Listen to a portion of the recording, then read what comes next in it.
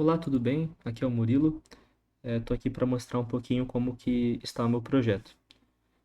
Bom, começando aqui pelo Trello, gostaria de mostrar que eu me dividi entre dois quadros. Um quadro é esse aqui, que é o LEDs Ingress Project, só que é a versão pessoal, e esse que é o LEDs Ingress Project, que é a versão, digamos que geral mesmo. Por que que eu fiz isso, né? Me separei entre dois quadros aqui do Trello. Bom, porque esse eu utilizei mais como uma visão geral de requisitos. O que quero dizer com isso?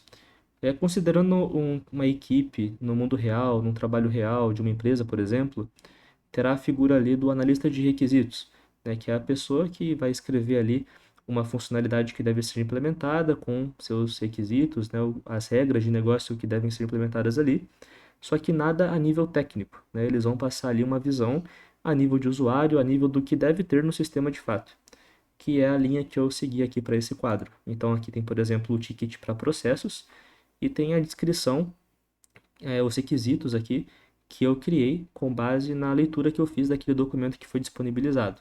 Então, requisitos ali que devem ter no processos. Não vou passar um por um aqui, porque tomaria um tempo considerável do vídeo, tá? Mas está aqui o processo. Também fiz para a parte de login de usuário. Então, fiz para esses dois. Como eu disse, é uma parte mais alto nível, né? Nada muito detalhado. Essa parte mais detalhada eu preferi fazer num quadro diferente, que é esse aqui, a versão pessoal.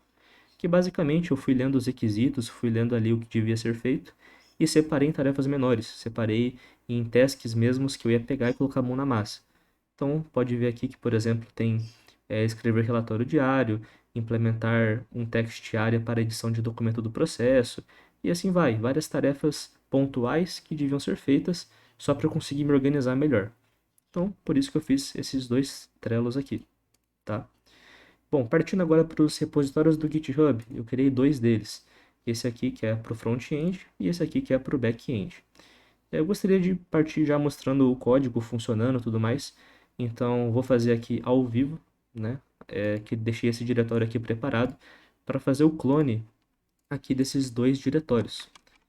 Porque daí assim a gente consegue ver a veracidade do código, né? Ver que o que eu vou estar mostrando de fato é aquilo que está disponível para vocês lá no repositório remoto. Então vou fazer o clone do outro projeto aqui agora. Beleza? Clonei os dois. Eu vou entrar aqui no underline. Entrei no diretório do front-end e vou abrir aqui com o Visual Code Studio. Bom, aqui no Visual Code Studio, né, a primeira coisa que deve ser feita é instalar as dependências do projeto que estão descritas aqui no package.json. Né? Então vou fazer um npm install para ir instalando aqui as dependências. Enquanto isso, eu vou abrir aqui no IntelliJ esse nosso back-end, que foi clonado, né? Então vou vir aqui, abrir uma nova pasta, deixa eu achar aqui o que a gente acabou de clonar, que é esse carinha aqui. Copiar o path dele e abrir aqui no IntelliJ. Beleza.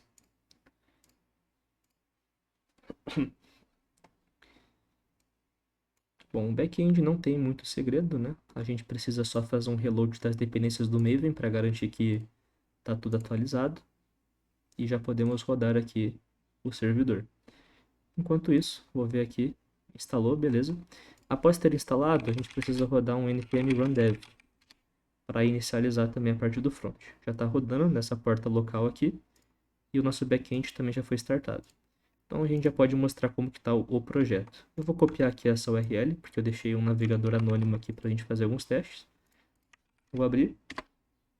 Então de cara a gente tem aqui a página de login. Tá? A página de login, né, eu deixei aqui já uns logins que funcionam, então a gente tem esses três que eu deixei já pré-estabelecidos que vão entrar no sistema. Eles estão documentados, inclusive, lá no README que eu deixei na pasta root ali do projeto. Eu vou usar esse primeiro aqui como teste. Só mostrando de antemão, se eu colocar um caractere a mais aqui e tentar entrar, a senha está errada. Então ele vai informar que está errado, né? E vai ter esse toastzinho aqui em cima. Eu vou apagar e entrar de fato no sistema. Ao entrar no sistema, então a gente se depara com a tela principal, né, digamos assim, que é a listagem dos processos. Aqui eu deixei uma ordenação pré-definida de data de criação, é uma ordenação ascendente, né? Porque eu imagino que os processos que têm a data mais antiga de criação são aqueles que têm um potencial maior de já ter a data de prescrição ativa, né? Ou que tem a data de prescrição mais próxima de acontecer ali. Então, é por isso que eu deixei essa ordem ascendente aqui na data de criação, para ter essa questão da prioridade dos processos. Aqui tem como filtrar, então se eu quiser buscar, por exemplo, por esse carinha aqui, que é o 10.10.777, e der um Enter, ele vai buscar. Eu posso apagar e buscar por todos de volta. Tentar buscar por esse outro aqui, ó, 10.10.10.1. Ele vai trazer também, e assim vai, né? Um filtro comum. Só para a gente já partir um pouco para o código, né? Eu vou mostrar como que isso aqui está funcionando rapidamente. Então, se eu só der um F5, a gente vai ver aqui que ele faz uma requisição para essa API aqui, para a API e esse endpoint, que é processos, né, passando nenhum filtro. Por que nenhum filtro? Porque eu não informei nada aqui. Se eu tivesse informado, o filtro estaria aqui em cima. Então, só mostrar para vocês que esse endpoint ele está apontando para cá, barra processos, que é processos controller. Aqui dentro eu tenho esse endpoint aqui, que é o get processo, né? Que é um get mapping normal que vai retornar para mim tudo. Se eu estivesse utilizando o banco de dados, aqui teria um find all ou algo do tipo. Mas como eu preferi usar dados mocados, né? Ele está simplesmente chamando aqui o meu service, né? Que faz um string nos meus JSONs que eu deixei mocado, né? Fazendo uma busca por filtro, caso o filtro exista, mas no fim das contas, né, caso não tenha filtro, ele só me retorna os processos. Se o filtro existir, ele faz um filtro, né, que é o que está acontecendo aqui nesse string. Então é basicamente isso. Aproveitando que eu estou aqui no assunto de dados mocados, né, vou mostrar aqui que os meus dados mocados, né, available logins, que é justamente essa lista que eu mostrei para vocês aqui no início, tá? Só que percebe-se que a senha está criptografada, porque eu acho que o mínimo que eu devia ter feito, né, é justamente deixar uma segurançazinha ali para não deixar a senha do usuário exposta assim no banco, que seja, ou no próprio dado mocado. Então eu deixei aqui uma criptografia e para descriptografar ele tem um serviço, né, que eu fiz aqui, que é um utils, né, na pasta utils, tem esse cripto útil, que ele é capaz de criptografar e descriptografar usando com base uma chave. E essa chave eu também defino aqui nas propriedades da aplicação, que é essa chave aqui. Então é um tipo de login que eu optei por fazer. Confesso que é um login simples, né? Numa aplicação real teria que ter mais coisas de segurança, como o JWT, por exemplo. Inclusive eu deixei isso como uma possível melhoria futura, né? Para caso eu tivesse, sei lá, mais tempo ou se eu fosse continuar aqui tocando esse projeto. Mas enfim, por hora é isso que eu queria mostrar, né? A API, como as coisas funcionam. Voltando para cá, a gente pode agora visualizar um processo específico. Então, eu vou abrir esse número 3 aqui. Nessa tela, a gente consegue visualizar o processo em específico. Então, percebe que ele faz uma busca por processo, passando um ID, que é justamente esse get por ID aqui, né? Em que lista aqui as movimentações do processo, possibilitando a remoção, possibilitando também a edição. Eu posso mudar para 1, 2, 3, por exemplo. Ele vai alterar aqui. Até deixei uma animaçãozinha, ó. Que legal. Aqui fica mais escuro agora que eu abro a modal e aqui não está mais escuro. Mas, enfim, ele pode editar o título também, né? E assim vai. Aqui do lado direito a gente tem as informações do processo. A data de prescrição aqui, por ela estar em 2023, eu deixei uma animação do container do fundo ficar com um tom mais de vermelho. Porque indica, né, 2023, já está passado, né, a gente está em 2024. Então, isso aqui é um processo que tem um problema aqui, né? É consideravelmente uma data que deve ser vista por algum profissional. Então, deixei no tom vermelho.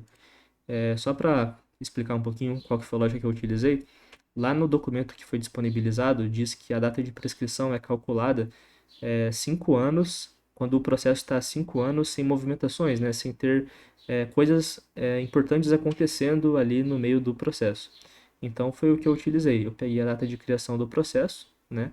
E calculei 5 anos para frente, verifiquei a data que dá, e se a data final ali de resultado for uma data muito próxima da data atual, ou já tiver passado, que é o caso aqui, o tom fica vermelho e tem esse indicativo mais de urgência, né?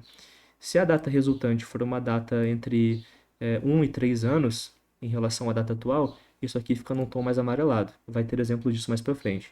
Ou se for acima de 3 anos de distância para a data atual, isso aqui fica num tom mais azulado, né? É mais parte de UI UX aí para conseguir deixar a experiência do usuário melhor com o sistema e mais intuitivo também.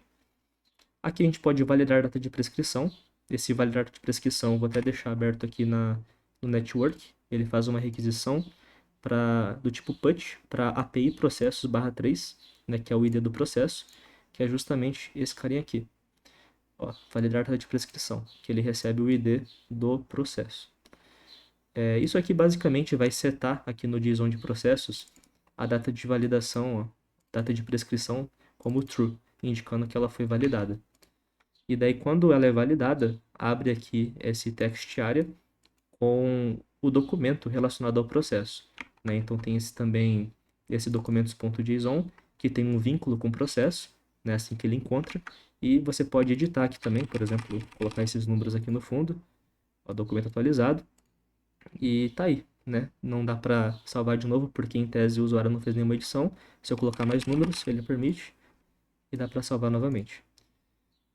Bom, como o foco não é persistência do conteúdo, se eu der um F5, as coisas vão voltar para a tela, né? Pode ver aqui que tudo voltou, tudo que eu tinha apagado. Mas se eu estivesse utilizando persistência, né, fosse o foco desse MVP, os dados claramente não voltariam para a tela, né? Pois teria uma transação acontecendo lá no banco e tudo mais. Bom, do sistema, para a gente não alongar muito, né? Estamos indo para 12 minutos já. O que eu queria mostrar é mais isso mesmo, né? Essas são as funcionalidades do sistema mais importantes, assim. Eu mostrei um pouco do código do back-end, né? A minha estrutura, já passei um pouco pelos JSONs, pelo service, pela controller da API. A minha estrutura foi bem simples, na verdade. Eu optei por esse padrão de camada de controladora, camada de serviço, camada de modelos também. Então, tá tudo aqui. A model tem só o mapeamento ali das minhas entidades. Se eu tivesse utilizando o banco de dados, isso aqui serviria também para mapear tabelas, mapear colunas, colocar algumas regras de negócio, que por sua vez, né, devem estar na camada de negócios também, que é a business, mas dá para fazer algumas regras, por exemplo, de não nulo. Enfim, estariam várias coisas aqui dentro desses modelos. Mas como não é o caso, tem só esse data, que é uma anotação do Lombok, para diminuir a quantidade de código de getSetter, né, e tudo mais. Tem a exceção aqui que eu criei, específica para login, o utils que tem a parte de criptografia, config que tem a configuração de cores e de criptografia também, e a business que tem a lógica de regra de negócio junto com a minha API, certo? Então do back-end é isso, vamos partir para o front para não alongar muito. O front, bom, a gente tem a parte de auth aqui, que é a autenticação, né, que é para a parte do login do usuário. Temos alguns componentes, que estão todos aqui. Todo componente tem um JSX, que é um arquivo do React, e tem um CSS também. Aqui estão os services, que é a parte que se comunica com o back-end, né? Todas as rotas estão mapeadas aqui dentro dos services.